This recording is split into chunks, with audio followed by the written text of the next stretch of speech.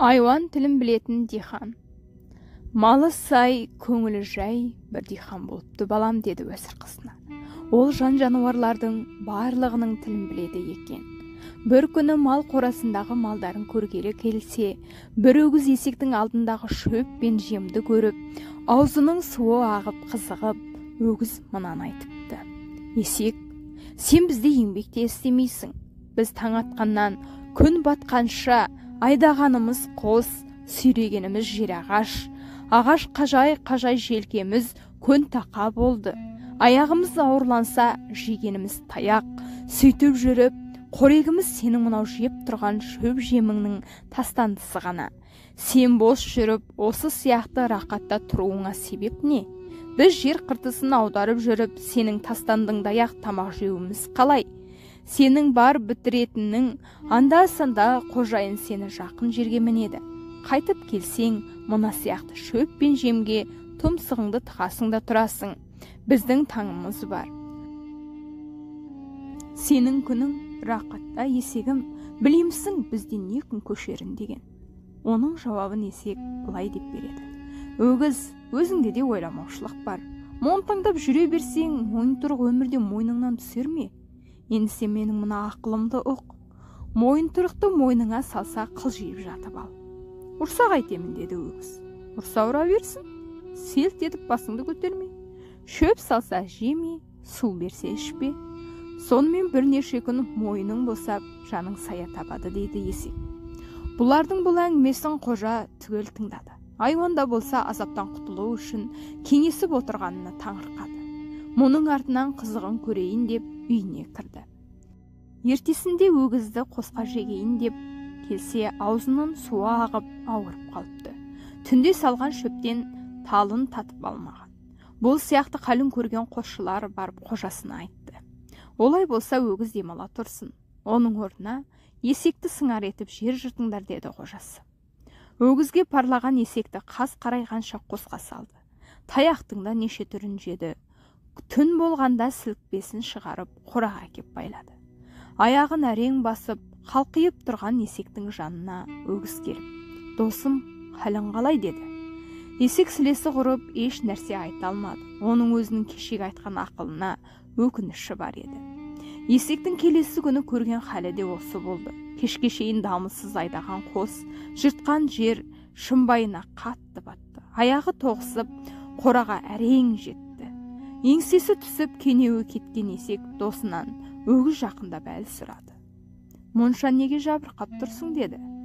Досым-ай, несін сұрайсың? Мен шаршап жабырқап тұрғаным жоқ. Мені қажытқан басқа қайғы. Жанды зат өз қайғысы өзімен болса бір сәрі, ақыл айтамын деп өзге біреудің обалына қалған-ақ жаман екен, деді есек қабағын шытып. Тағы сөздің аяғын созып: сен бейшара 2 күннен бері от жемей, су ішпей, жаның аздап та болса сая тапқандай еді. Енді арамдықтың құйрығы көрініп, тықырдың үлкені таянды. Қожайын бүгін малайларына мынаны айтты: ертең өгізді қосқа жегіп көріңдер. Егер жарамаса, етін арықтатпай сойдырып, саттыру керек, деді. Ол оны жай айта салған жоқ, қаланың белгілі бір қасабына сөйлесіп қойды. Еркін екінші біреудің қолында болғаннан жаман не бар? Сатам десе сатады, соям десе сояды. Сен бейшараны жоқ жерде сойып тастап, болымсыз ақылды айтып, қаныңды төгуге себеп болам ба деп қорықтым. Үрейім ұшып, ажарымның келмей тұрғаны да осы, деді есек. Айуан тілін түсініп, қызығына түскен дихан есек пен өгіздің кеңесін ерінбей тыңдады да жүрді. Жәндіктің жанынан тәтті несі бар? Суық хабарды естіген өгіз жапырақтай қалтырады. Досым-ай, енді қайтейін, деді есекке жалбарынған пішінмен. Қайтесің байқұс. Әлі де болса жан қалдыруға жағдай бар. Алдыңа салған шөпті же, суды іш, өкіріп ойнақ салып қожайынның көзіне түс. Сөйтсең сені қасапқа бермейді, деді есек. Бәрекелді досым. Сен болмасаң жоқ жерде өліп кетуге азақ қалған екен ғой. Айтқаныңды істейін, деді өгіз. Осы ақыл таң атқанша орындалып, қосқа шығар мезгілде әлсіз есектен мазасы кеткен қосшылар қожасына бүгін өгіз тәуірленіп қалыпты. өкіріп ойнақтап жүр. Қосқа өзін апарсақ қалай болар екен деді. Апарсаңдар апар, есек үйде қалсын деп рұқсат берді қожайын. Егіс басына жетектеп бара жатқан өгіз қақпаның алдында қатынымен келіп тұрған қожасын көргенде құйрығын тігіп, басын жерге салып, ойнақтап тағы да өкірді. Есектің ақылының осынша жерге жеткенін ойына түсіріп, қожайын қарқылдап тұрып күлді. Күлгенде көзін жас ағып, көмейін көрсетіп үздіксіз күлді. Екі тізесін сабалап жерге жығылғанша күлді. Мұндай көп күлкіге таңғалған қатыны: байғұс-ау, саған не болды? Өгіздің ойнақтап өкіргенін бүгін көрдің бе? Кісі деген осыншама бет алды күле бере ме? Кәне, осы күлкіңнің не екенін түсіндірші. Біз де бір күлейік деп қабағын шытты. Сұрама қатын, мұнда бір гәп болып отыр. Бірақ оны кісіге айтып болмайды, деді ері. Мен ол гәпке түсінбейді дейсің бе? Деді тұлданған түспен, байын ала көзбен атып. Сенің күлкің өгізге емес, маған, менің үстімнен жүрген жеңілтектерің есіңе түсіп күлесің. Оның несін жасырайын деп едің? Деді ашу қоюлана түскен долы қатын. Бұл жанжал көпке созылды. Жасынан қосылысқан жар жолдасы бұрын арасында араздық болып көрмеген, қатынымен өте тату тұратын еді диқан. Жеңілтек деген пәлені бұрын айтып та, ойлап та көрмейтін сияқты еді. Енді жоқ жерде жайын айтпаған күлкінің ретінен көңілін қалдырып алды зайыбының. Оның түйіні тек сол күлкінің себебін айтқанда ғана шешіледі. Оны айтса, өзі сау қалмайды. Өйткені оған тіл үйреткен Сүлеймен: сен мұны еш адам баласына айтпа. Егер айтсаң, өлесің. Осыған риза болсаң ғана үйретемін деген. Мақұлық тіліне жерік болған диқан соны мойнына алып үйренген. Міне бүгін диқан екі айрық жолдың қоспасында отыр.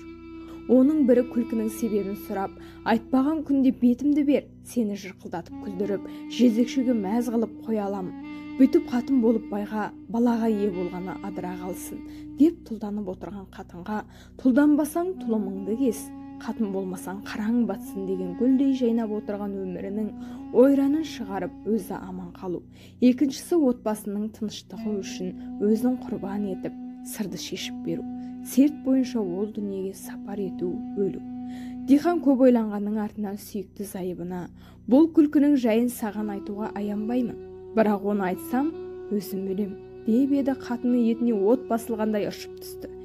Ерінің кішірейе сөйлегені оның ойы шын екенін көрсеткендей болды. Мен білмей отырғаным жоқ. Сүйікті кісілерінің атын атып, сырын шешкеннен саған өлім жеңіл екенін біліп отырмын. Балаң да, бау бақшаң да өзіңе. Ел жақсысын жиып, талақ қатымды бере ғой, деді. Толып жатқан тауықтың балапанындай баланы шулатып, қатынмен айырылысқаннан өзіне өлгенді артық көрді. Диқан бала шағасын жинап, өзінен кейін қалғанда тіршіліктің беті қалай болатынын айтпақшы болды. Өлімге мойын сұнып, дәрет алғалы далаға шықты. Толып жатқан қояны, мекиені, қоразы араласқан тауықтары да бар еді диқанның.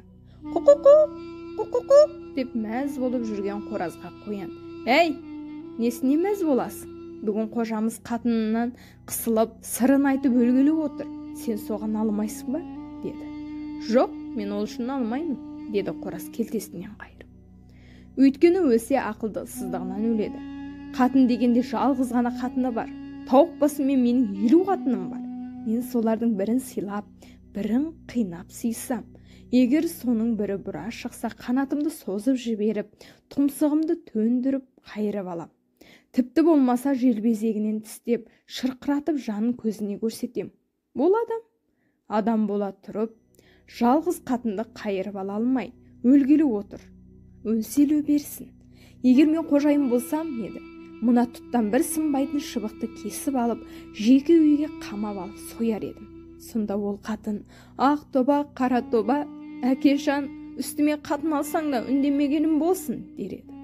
Дәрет алып отырған диқан қораздың бұл ақылы да дөп келді. Көкейіне қона қалды. Тұттан сынбайтын шыбығын қолына ұстай үйге кірді. Ау, айтатыныңды айтасың ба? Жоқ елжиіп бет қағазымды бересің бе? Деп ала көзімен атып, ожырая қараған қатынды басын көзің демей соя бермесін бе? Күтпеген жерден бас салған таяқтан қашып құтыларлық тесік те табылмады. Есінен танып сойылға шалды. Ес жиып көзін ашқанда таяғын көлденең ұстап, ентігіп, ашуын әлі баспай қалшылдап отырған байын көрді. Ал мен ақ тәубе қылайын, қартайғанда кәрі боз жорға шығарады деп. Бұл да болса Құдайдың пешенеме жазғаны шығар. Ентікпей ақ қой, сұрағанымыз болсын деп ашу аралас жеңіліс тапқандық әуезін шығарыпты әйел. Сөйтіп дихан өлімнен аман қалыпты қызым. Сен де, деді қызына уәзір. Мақұлық тілін үйренем деп өре жаздаған дихан сияқты неге күлгенін сұраймын деп таяқ жеген қатыны сияқты болып жүрме қызым. Әке, мені патшаға апарып бер. Мен олар сияқты орынсыз орға түспеймін. Мен ойыма алған жұмысымды орындап шығуыма сенем. Еш нәрседен уайым жемей патшаға апарып тапсыра беріңіз, деді Шахризада сұлу. Амалы не? Қызы құлшынып отырған соң әкесі де көнді. Уәзір патшаға келіп, қолын қусырып, тағының аяғына тәжім етіп болып: Тақсыр, сізге бүгін алма мойын бір ару таптым. Ол біз сияқты құлыңыздың екі көзінің бірі. Ол сізді өзі қалады. Сіздің ұлы құрметіңіздің құрбаны болуды мойнына алды. Дәграхыңыздан тілегім, қызымды алдыңызға әкелуге рұқсат етіңіз. Атақты Шахризада сұлу патшаға бұрыннан ақ мәлім еді. Ол үлкен уәзірдің қызына басқалар бара алмайтын болған соң өзіне тапсырған. Сондықтан бұл тілекті патша сөз қайтармай қабыл етті. Шахризада сіңілісі Дүниязаданы жанына шақырып, мен патшаның жанына барғанымда ілесе барып: Апа, сіздің ертегі етіп айтатын әңгімелеріңіз көп еді. Ертең өлгілі отырсын, соның бірін айтып берсең не болар еді деп тілеген. Сонда мен патшадан рұқсат болса айтатын дермін. Егер патша рұқсат етсе, әңгіменің аяғы ең кеме 2 жылға созыларлықтай етіп бастауым керек. Мүмкін әңгіменің сылтауымен мен бұл өлімнен аманда қалармын, деді. Өзіне серік болуға лайық туған сіңлісі Дүниязада әңгіме бастауға себепші болу міндетін мойнына алды. Күн батып дүние кештің қара пердесімен жабылды. Патшаның қыз әкелуге тағайындалған жасауылдары арқылы уәзірдің қызы ордаға келіп жетісті. Шахризаданың атақты шырайын көруге құмартып отырған патша оңаша үйіне апарып, қыздың бетінен жапқан пердесін алуға асықты. Тақсыр, сізден бір тілегім бар. Егер қабыл етсеңіз, соны тілер едім, деді Шахризада. Оныңыз қандай тілек еді, деді патша. Менің бұл кіріп отырған үйімнен әлденеше жүздеген қыздар о дүниеге сапар шекті. Мен де солардай жарық дүниеге ұзамай қош айтатын жанның бірімін. Бұрынғылардан айрықша менің жанымды қалдыр деп тілемеймін. Атамыздың қартайғанда көрген көзінің ағы мен қарасындай 2 қыз едік. Артынан ерген жалғыз сіңілім Дүниязада бірге келіп, есік алдында қалды. Соны өзім өлгенше дидарын көріп отыруға рұқсат етіңіз, деді Шахризада. Патша бұл тілекті оңаша үйдің сұхбатынан кейін қабыл етпекші болды. Ұзамай ол тілегі орындалып, Дүниязада апасының қасына кірді. Ол өз міндетін орындауға асықты. Апа, жездемнің ұстаған серті бойынша күн шықпай өлуіңіз керек. Аз ғана қалған өміріңіздің ішінде көп айтатын ертегіңіздің бірін айтып, артыңда қалатын менің мейірімді қандырсаңыз қайтер еді? Ол сөздің менің мәңгілік жүрегімде қалсын, деді Дүниязада.